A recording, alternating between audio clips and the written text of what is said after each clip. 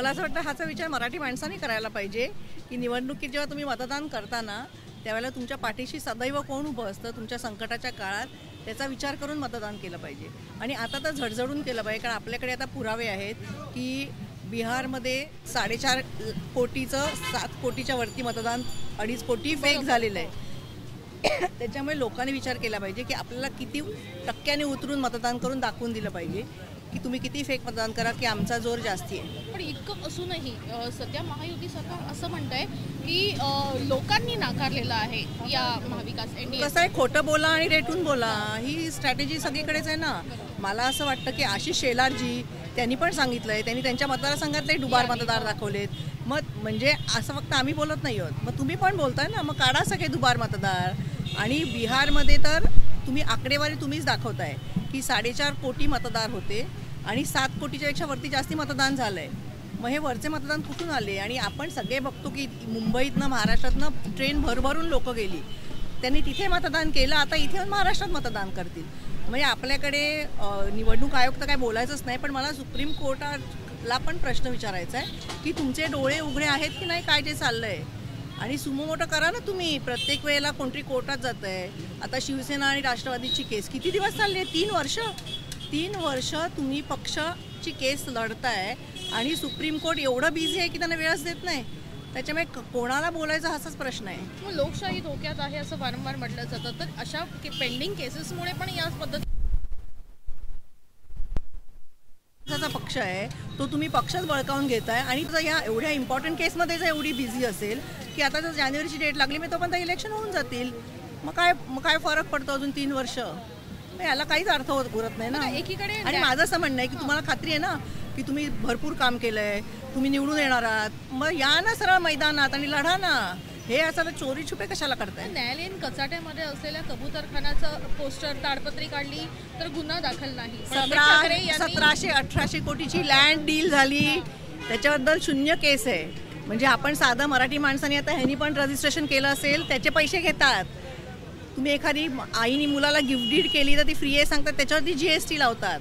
म्हणजे गव्हर्नमेंट सगळीकडनं साध्या माणसांना ओरपतंय.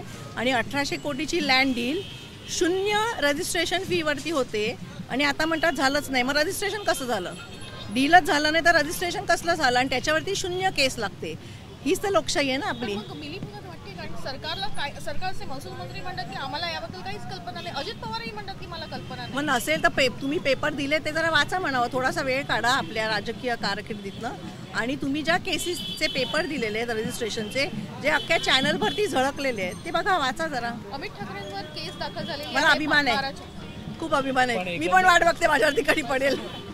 पण एकंदर पाहिलं गेलं तर आता नवी मुंबईला ज्या काही गोष्टी घडल्या एवढ्या दिवसापासून तो उतरत असा होता, माती साचली होती. माती होती बाई, मी पण काल व्हिडिओ बघितला, मातीने माखलेला होता. आपण तुम्हाला खरं सांगू का, ह्यांना निवडणुकीसाठी फक्त महाराज आठवतात. जसं परवा साहेब बोलले की शिवाजी महाराजांच्या किल्ल्यांवरती तुम्ही नमो सेंटर उघडताय. तिथे ऑलरेडी महाराष्ट्र सरकारची टुरिझम सेंटर्स आहेत जी सरकारी आहेत, ती तुम्ही रिफर्बिश करा ना.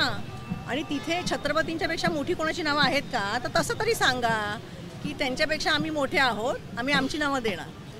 किल्ल्यांना हायजॅक करण्याचा प्रयत्न होऊ देणार नाही. हो, काही करतील ते, आम्ही होऊ देणार नाही. त्याच नवी मुंबईमध्ये गेल्या अनेक दिवसामध्ये मुख्यमंत्री असतील, उपमुख्यमंत्री असतील, त्यांचे दौरे देखील झाले. स्वतः पंतप्रधान देखील त्या ठिकाणी येऊन गेले. परंतु मी आपण आता विचार करायचा की त्यांच्या दृष्टीने महाराष्ट्राचे महाराज किती महत्त्वाचे, छत्रपती शिवाजी महाराजांना किती महत्त्व आहे हे आपल्याला ह्याच्यातनं कळतं ना. ते येऊन गेले पण इनॉग्रेशन करायला त्यांना वेळ नाही. ते आपल्याला आपण समजून घेतलं पाहिजे. महापालिकेने त्याच्यावरती बोलले की तिकडचं काम बाकी म्हणून त्याचं. काल तर मी लाइटिंग बिटिंग सगळं बघितलं, मला तर कुठे काम बाकी दिसलं. आणि होतं बाकी तर 4-5 महिने कशाला झाकून ठेवलं, करून टाकायचं ना काम.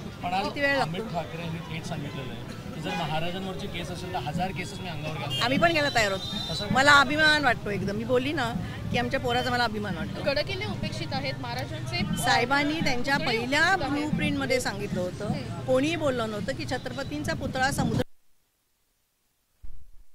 महाराज जे गडकिल्ले आहेत जिथे स्वतः महाराजांचा पदस्पर्श झालाय ते तुम्ही रिज्युमिनेट करा. आता आपल्या इकडचे मुंबईतलेच किल्ले बघा, बांद्रा किल्ल्यावरती परवा दारू पार्टी चालू होती, माहीमच्या किल्ल्यावरती झोपडपट्टी आहे.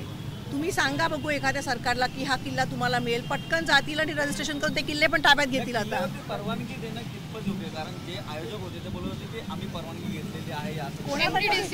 कोणाकडनं घेतली परमिशन? झोपडी बांधायला कोणाकडे परमिशन घेतं? आपण ज्या झोपड्या वाढलेल्या बघतो, कोणाच्या परमिशन असतात? किल्ल्यांवरती तुम्ही झोपड्या बांधता.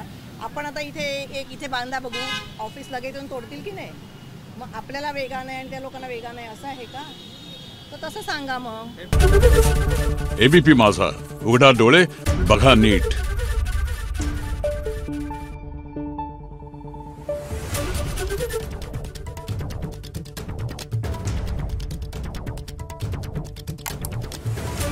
Thank you.